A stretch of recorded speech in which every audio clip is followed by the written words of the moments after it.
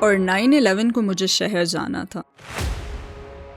جس ٹرین پر میں نے جانا تھا وہ ٹوئن ٹاورز کے نیچے دب گئی اور میں سو رہی تھی. جب میں اٹھی تو میرا فون مسلسل بج رہا تھا اور ٹی وی آن تھا. The most horrifying days in American history. Enemies of freedom committed an act of war against our country. اور نیوز رپورٹر بار بار اللہ اکبر کہہ رہا تھا. میں نے کہا اللہ اکبر کیا ہے؟ میں بطور ایک امریکی شہری بہت غصے میں تھی اور میں جاننا چاہتی تھی کہ یہ دہشت گرد کون ہیں اور وہ یہاں موجود ہی کیوں ہیں. تو میں نے ایک مسجد کا وزٹ کرنے کا سوچا اور پھر میں نے دیکھا کہ ایک مسجد بالکل قریب ہی موجود تھی. میرے ہاتھوں کو پسینہ آ رہا تھا. میں بہت گھبرائی ہوئی تھی. آخرکار میں اندر داخل ہو گئی. میں نے اسکارف پہنا اور تصویریں کھینچی اور انہیں پوسٹ کر دیا. میری فیملی کہنے لگی یہ کیا ہے؟ میری سب سے قریبی کزن بہت پریشان تھی. اس نے تو میرا حجاب کھینچا اور مجھے تھپڑ مارا. وہ کہنے لگی تم عرب نہیں ہو، یہ اتار دو. اور پھر اس نے تھپڑ مارنے کے لیے دوبارہ ہاتھ اٹھایا. میں نے اس کا ہاتھ تھام لیا اور اس سے کہا مجھے مارنے پر کیا یسوع تم سے خوش ہوں گے؟ تو وہ رک گئی اور کہنے لگی چلی جاؤ، میں تمہاری شکل بھی نہیں دیکھنا چاہتی. السلام علیکم بہن ناہلہ مورالس، ہماری دعوت پر تشریف لانے کا شکریہ. انٹرویو میں خوش آمدید. میں اس سوال سے آغاز کرتا ہوں کہ ناہلہ مورالس کون ہے؟ آپ ہمیں مختصراً اپنی زندگی کے بارے میں بتانا پسند کریں گی. وعلیکم السلام ورحمۃ اللہ وبرکاتہ. شکریہ، یہاں آنا میرے لیے احساس کی بات ہے. ناہلہ ایک میکسیکن فیملی سے تعلق رکھتی ہے جو کیتھولک مذہبی پس منظر سے ہیں. 25 سال کی عمر میں نیو یارک سٹی میں شفٹ ہو گئی. کالج کے بعد میں نے مرچنڈائز مارکیٹنگ کو اسٹڈی کیا اور کیلیفورنیا سے بہت دور جانے کا فیصلہ کیا. اور سب سے دور جہاں میں جا سکتی تھی وہ نیو یارک سٹی تھی، لہٰذا میں نیو یارک سٹی میں شفٹ ہو گئی 2001 کے موسم گرما میں. اور یہ 9/11 سے 3 مہینے پہلے کی بات ہے، میرے اسلام قبول کرنے سے کچھ سال پہلے. ایمان کے حوالے سے آپ کی زندگی کیسی رہی؟ آپ پہلے کیا عقیدہ رکھتی تھیں؟ میں ایک کیتھولک گھرانے میں پیدا ہوئی تھی. میں نے کبھی یقین نہیں کیا تھا کہ یسوع خدا ہے. میرے دل میں گواڈالوپے کی ورجن کے لیے بے حد احترام تھا، جو کہ میکسیکو میں کواری مریم کو کہا جاتا ہے، کیونکہ ثقافتی طور پر میکسیکو میں گواڈالوپے کی ورجن کا درجہ بہت بلند ہے. ہم خاص مواقع پر چرچ جاتے تھے، شاید اتوار کو یا شادی یا بیپٹزم کے موقع پر، لیکن باقاعدگی سے نہیں. تو جب میں 7 سال کی تھی تبھی سے مجھے ہمیشہ 1 میں 3 کے بارے میں تجسس رہتا تھا. اور میری دادی اتنی قابل احترام تھی کہ میں ان سے زیادہ سوالات نہیں پوچھ سکتی تھی. اور جب میں بڑی ہو رہی تھی تو میں ان سے پوچھتی بھی تھی کہ یہ 3 کیوں ہیں، تو وہ مجھے یہی کہتی کہ بس تمہیں یہ یقین کرنا ہوگا. تو یہ ایک ایسا موضوع تھا جس کا دروازہ ہمیشہ بند تھا. تو 1 میں 3 پر یقین کرنا بہت مشکل تھا. میں جانتی تھی کہ خدا موجود ہے، اور اگرچہ میری پرورش تینوں کا احترام کرتے ہوئے ہوئی، تاہم یہ بات تو کبھی میرے دل میں گھر نہیں کر سکی. یہ نظریہ کبھی میرے دل کو لگا ہی نہیں. میرے ذہن میں ہمیشہ یہ سوال آتا تھا کہ یہ کیسے ہو سکتا ہے کہ 1 میں 3 لوگ ہوں. آپ نے اسلام کے بارے میں پہلی بار کب سنا؟ یہ 9/11 تھا جس نے مجھے اسلام کے بارے میں غور کرنے پر مجبور کیا. میرا برتھ ڈے 12 ستمبر ہے اور میرا منصوبہ تھا کہ میں اسے نیو یارک سٹی میں گزاروں گی، کیونکہ میں اس وقت مضافات میں رہتی تھی اور 9/11 کو مجھے شہر میں جانا تھا. اور میں سوچ رہی تھی جس ٹرین پر میں نے جانا تھا وہ پہلی یا نویں تھی جو ٹوئن ٹاورز کے نیچے دب گئی. اگر مجھے نیند نہ آتی تو شاید میں ٹوئن ٹاورز کے نیچے ہوتی، کیونکہ میں تقریباً 6:30 بجے روانہ ہونے والی تھی. اور جب میں اٹھی تو میرا فون مسلسل بج رہا تھا اور ٹی وی آن تھا. اور جب میں نے پہلی بار دیکھا کہ پہلا طیارہ ٹکرایا تو میں سمجھی کہ یہ کوئی فلم چل رہی ہے. میں نے کہا یہ کیا ہے؟ یہ چونکا دینے والی چیز تھی اور میرے ذہن میں بہت سے سوالات تھے. اور نیوز رپورٹر بار بار اللہ اکبر کہہ رہا تھا. میں نے کہا اللہ اکبر کیا ہے؟ وہ بار بار کہہ رہے تھے دہشت گرد اور اسلامی. مجھے پتہ ہی نہیں تھا اس کا کیا مطلب ہے. تو میری حالت ایسی تھی کہ مجھے جواب کی تلاش تھی. لیکن دوسری طرف میرے گھر والے فون کر رہے تھے. وہ بہت خوفزدہ تھے اور وہ میری حفاظت کے بارے میں سوچ رہے تھے. وہ چاہتے تھے کہ میں کیلیفورنیا آ جاؤں اور میں صرف یہ جاننا چاہتی تھی کہ اللہ اکبر کا کیا مطلب ہے. اور میں جاننا چاہتی تھی کہ یہ دہشت گرد کون ہیں اور وہ یہاں کیوں موجود ہیں. میں بطور ایک امریکی شہری بہت غصے میں تھی. میں نے کہا مجھے جواب تلاش کرنے ہوں گے. مجھے مزید جوابات درکار تھے اور یہی وہ جگہ ہے جہاں سے کہانی شروع ہوتی ہے. سارا ہی شہر اگلے کئی مہینوں تک کے لیے افراتفری کا شکار ہو چکا تھا، لیکن میں نے آن لائن تلاش شروع کر دی. مجھے بے حد تجسس تھا. اور اس کے بعد اگلے مرحلے میں نیو یارک سے نیو جرسی شفٹ ہو گئی. میں مسجد سے صرف 3 بلاک کے فاصلے پر رہتی تھی، تو میں نے مسجد کا وزٹ کرنے کا سوچا. اور پھر میں نے دیکھا کہ ایک مسجد بالکل قریب موجود تھی، بہت ہی قریب، پیدل فاصلے پر. میں ذرا جذباتی ہو سکتی ہوں کیونکہ یہ آپ کو ان لمحات میں لے جاتا ہے. یہ ایک بہت خوفناک لمحہ تھا لیکن اس کے ساتھ ساتھ انتہائی دلچسپ بھی. میں نہیں جانتی تھی کہ وہاں کیا ہوگا. میرے پاس مناسب لباس بھی نہیں تھا, میرے پاس حجاب نہیں تھا. میں آئینے کے سامنے آگے پیچھے چلتی السلام علیکم کہنے کی کوشش کر رہی تھی, تو میں اپنے آپ کو آئینے میں السلام علیکم کہنا سکھا رہی تھی. میرے ہاتھوں کو پسینہ آ رہا تھا اور میں بہت گھبرائی ہوئی تھی. آخرکار میں اندر داخل ہو گئی. میرے پہلے استاد شیخ محمد الحائق کو میرے استقبال کے لیے بلایا گیا. میرے پاس کپڑے کا ایک ٹکڑا تھا جس میں چھوٹے سوراخ تھے, تو یہ کوئی باقاعدہ حجاب نہیں تھا اور میں بے چین تھی. میں اس کپڑے کے ساتھ کھیل رہی تھی اور میں بہت گھبرائی ہوئی تھی. انہوں نے کہا آئیے آئیے. وہ مجھے اپنے دفتر میں لے گئے. انہوں نے اپنا تعارف کروایا, پھر مجھ سے پوچھا آپ کا نام کیا ہے, میرا نام کیا ہے, اور میں بس اس کپڑے کو پکڑ کر اسے ہلاتی رہی. انہوں نے پوچھا کہ آپ مسلمان ہیں, تو میں نے کہا نہیں. وہ کہنے لگے کہ آپ اسے اتارنا چاہتی ہیں, تو میں نے کہا جی ہاں. انہوں نے کہا اسے اتار دو, کوئی بات نہیں, آرام سے بیٹھو. انہوں نے کہا کہ آج ایک کلاس ہے, آپ آنا چاہیں تو آ جائیں. اور میں کلاس میں آ گئی اور ہر بدھ کو باقاعدگی سے میں ان کی کلاس میں جانے لگی. اور اکثر میں مذاق میں کہا کرتی میں لیٹ ہوں, میں مسلمانوں والے ٹائم پر آئی ہوں. نہیں نہیں نہیں, آپ لیٹ ہو کیونکہ آپ دیر سے آئی ہو, لیکن اسلام کے لحاظ سے ہمیں ایک دوسرے کا وقت کا احترام کرنا چاہیے. وہاں میری انڈونیشین اور ملیشین خواتین سے دوستی ہو گئی. میں نے نئے الفاظ سیکھنا شروع کر دیے, جیسے انشاءاللہ, الحمدللہ, ماشاءاللہ. وہاں عورتیں مجھ سے پوچھتی کہ آپ مسلمان ہو, اور میں کہتی نہیں, میں مسلمان نہیں ہوں, لیکن میں سیکھ رہی ہوں. ٹورڈز ایٹرنیٹی میں ہمیں آپ کی سپورٹ کی ضرورت ہے. ہم ایک فلاحی تنظیم ہے جو دنیا بھر میں اسلام کا پیغام 10 زبانوں میں پھیلانے کا مقصد رکھتی ہے. آپ کے تعاون سے ہم لوگوں کی اسلام قبول کرنے, حرام چھوڑنے, نماز پڑھنے, حجاب پہننے, قرآن سیکھنے اور اس طرح کے کاموں میں مدد کر سکتے ہیں. ان تمام نیک اعمال سے اپنا حصہ حاصل کریں انشاءاللہ. ٹورڈز ایٹرنیٹی کو عطیہ کریں اور اس سنہری موقع کو ضائع نہ کریں. پھر مجھے یاد ہے کہ میں اسکارف پہننے لگی اور میں نے تصویریں کھینچ کر پوسٹ کر دی. میری فیملی کہنے لگی یہ کیا ہے؟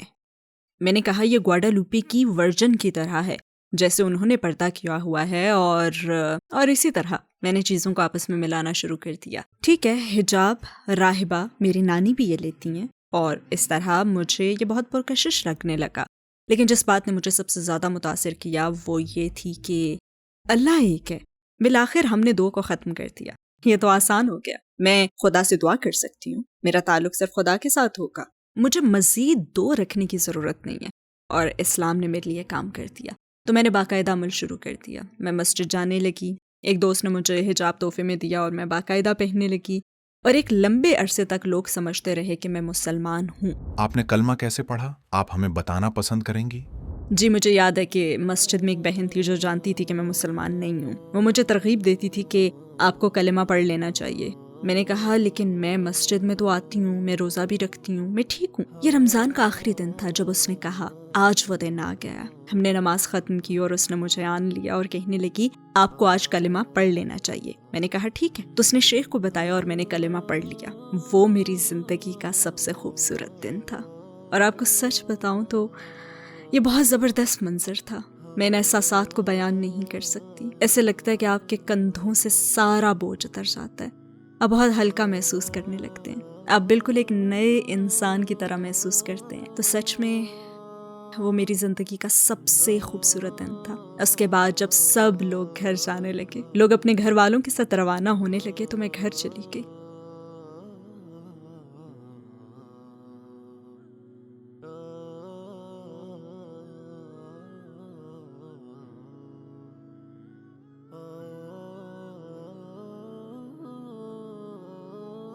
مجھے یاد ہے کہ میں اپنی جائے نماز بچھاتی اور سجدے میں گر گئی. میں خود کو بہت تنہا محسوس کر رہی تھی. اور مجھے یاد ہے میرے ذہن میں یہ سوال تھا کہ جو عمل میں نے کل رات کو کیا کیا وہ درست تھا؟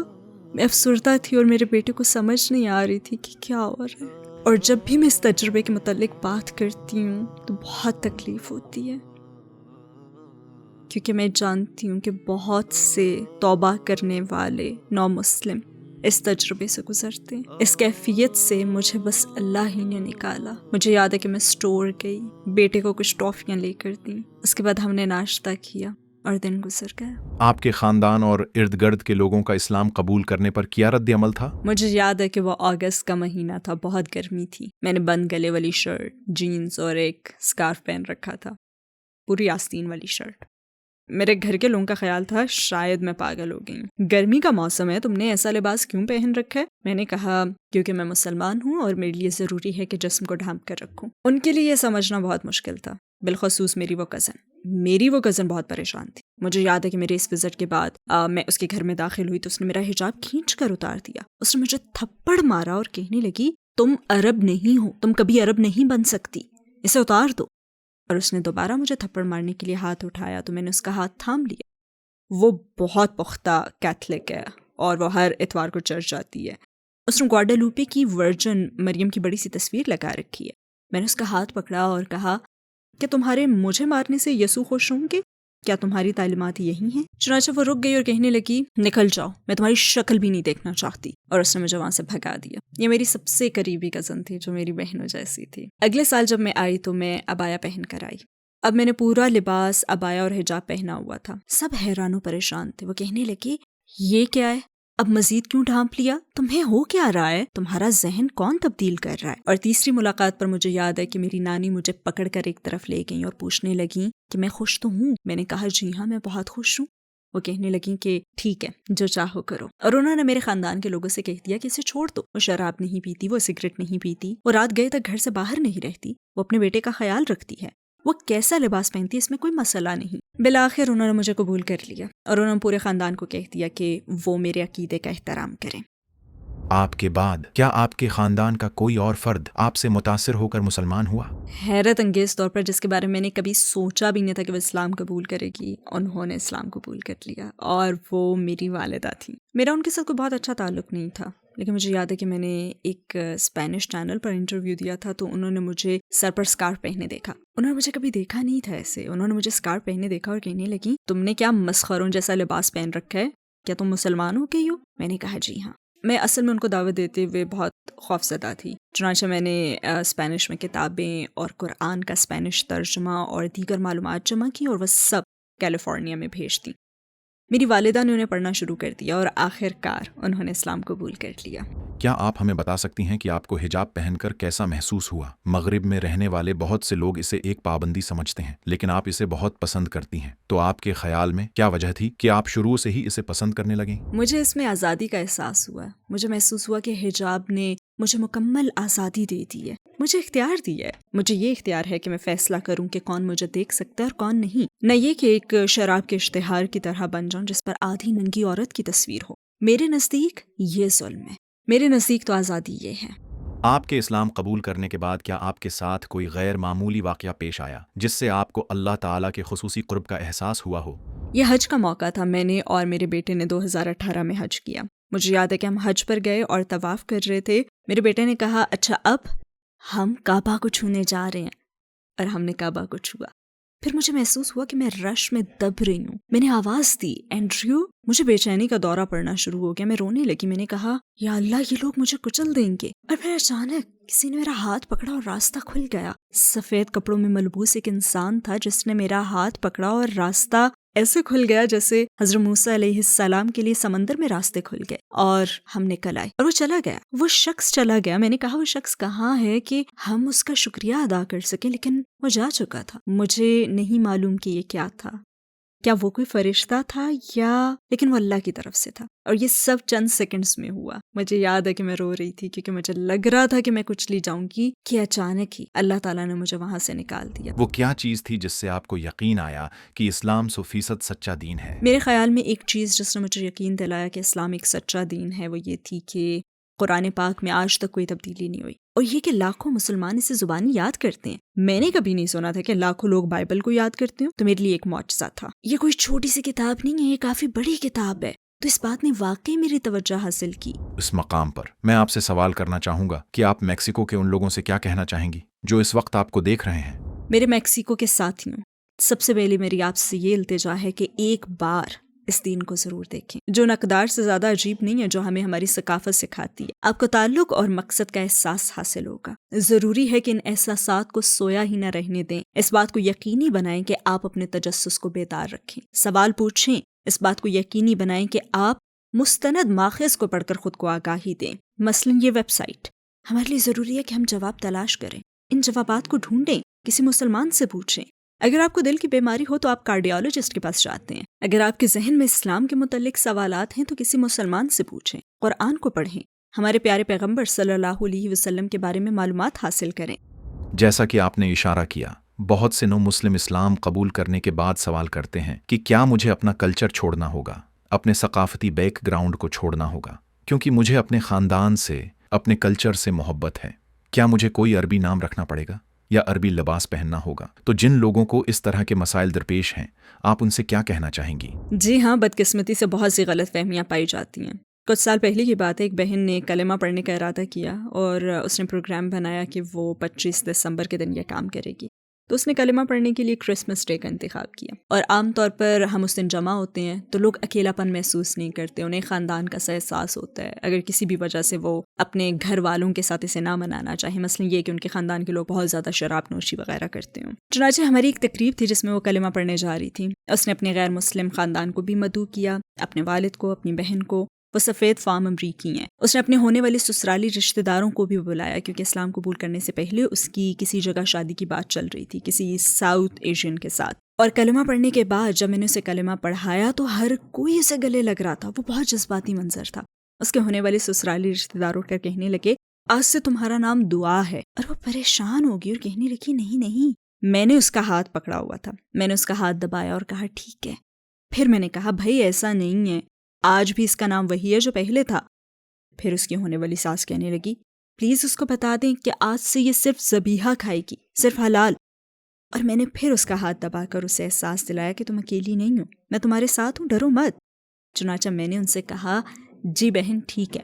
اور جب وہ دوبارہ میرے گلے لگی تو اس نے میرا شکریہ ادا کیا کہ میں وہاں موجود تھی اور اس کا ساتھ دیا. اس لیے کہ یہ غلط فہمی کہ اسلام قبول کرتے ہی اسی دن اپنا نام تبدیل کرنا ضروری ہے، یہ غلط فہمی ہے. یہ کہیں نہیں لکھا کہ آپ کو اپنا نام بدلنا پڑے گا. ہاں، جب تک کہ اس کا کوئی غلط معنی نہ ہو. آپ ماریا، فیلیپے یا پیبلو کچھ بھی ہو سکتے ہیں، اس سے کچھ فرق نہیں پڑتا. یہ اہم بات ہے کیونکہ یہ آپ کی شناخت ہے. مجھے بھی میرے نام مورالیس کی وجہ سے لوگ خود بخود یہ نہیں سمجھتے کہ میں مسلمان ہوں. یہ بات چیت کا طریقہ ہے کہ نہیں، آپ کو اپنا نام بدلنے کی ضرورت نہیں ہے، بالکل بھی نہیں. آپ بجا طور پر اپنے کلچر کی اچھائیاں باقی رکھ سکتے ہیں. میں خود ابھی تک مولے، ٹیکوس، فلاوٹس پکاتی ہوں. میں زیادہ سے زیادہ اپنے کلچر سے لطف اٹھاتی ہوں. آپ کے لیے یہ ضروری نہیں کہ آپ یسوع سے محبت کرنا اور ان پر ایمان چھوڑ دیں، اور اس کو سمجھیں کہ ان کی والدہ حضرت مریم علیہ السلام کے نام سے قرآن میں ایک سورت موجود ہے. تو یہ ہمارے لیے بالکل بھی اجنبی نہیں ہے. ہم ان سے محبت کرتے ہیں اور ان کا احترام کرتے ہیں، اور آپ کو بھی ان سے محبت اور ان کے احترام کو چھوڑنے کی ضرورت نہیں ہے. اس کے برعکس اسلام ہماری زندگی کو بہت طریقوں سے بہتر بنا دیتا ہے. لہٰذا اپنے ٹیکوس کھاتے رہو، اپنی ثقافت جو آپ کے ساتھ آئی ہے اس سے لطف بھی اٹھاتے رہو، اور اسلام کے بارے میں سیکھتے رہو، اس لیے کہ اسلام زندگی گزارنے کا طریقہ ہے.